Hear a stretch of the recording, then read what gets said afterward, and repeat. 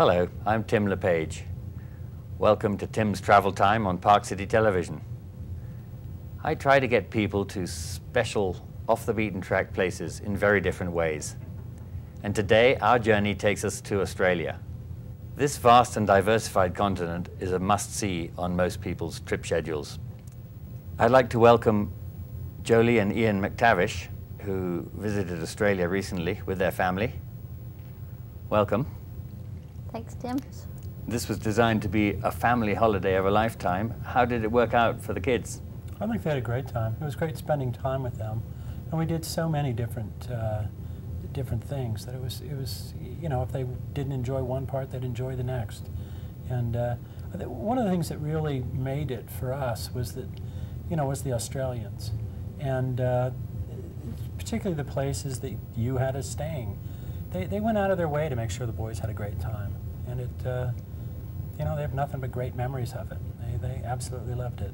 Yes, well, Australia is, of course, a land of cricket and warm beer and wombats, but it is the warmth of the Australian families that actually makes these trips memorable, isn't it?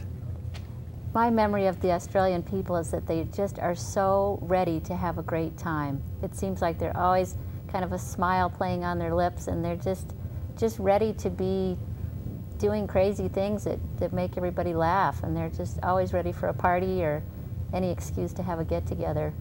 Yes, certainly. I mean, one can go out in a car and chase kangaroos and look for wombats, and there are many excitements, and sometimes in certain areas on these vast stations you can go flying in the airplane and do the sheep mustering, cattle mustering, or land in a helicopter on the top of a waterfall and have a picnic. So of all the adventures that you had out in Australia, can you focus on one that the family enjoyed most?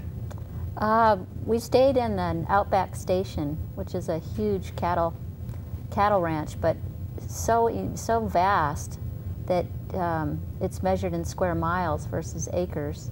And the family that we stayed with there were, again, just the most fun-loving people.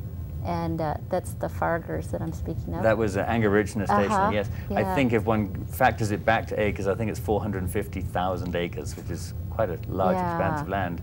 Did you actually get some great photos of the kangaroos and the incredible way they run? They are just everywhere, and it's so amazing. The first time you see one, I'm sure to Australians we sound pretty silly. Just look at that, there's a kangaroo. But it's very exciting when you see them just boing, boing, boing across the... One thing that I found when you were just saying which appealed to the boys the most is we also went down to Baird's Bay. And again, it was just this absolutely pristine, beautiful bay in the south of Australia that, I don't know, 15 houses might have ringed the bay, maybe that many. And you had us staying with a couple there. And they took us out into the bay with their boat.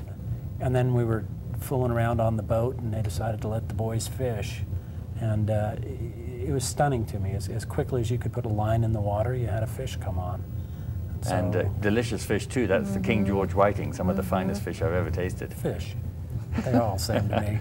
Tell me, did you, and swimming with the sea lions is quite an experience, isn't it? Yeah. They're so playful. I mean, you were aware that they were there, and you'd kind of swim down, and they'd look at you, and then they'd zoom off, and you'd think that they'd gone, and then you'd have some sense, and you'd look over your other shoulder, and they'd be right there just looking at you like, well, are we going to play?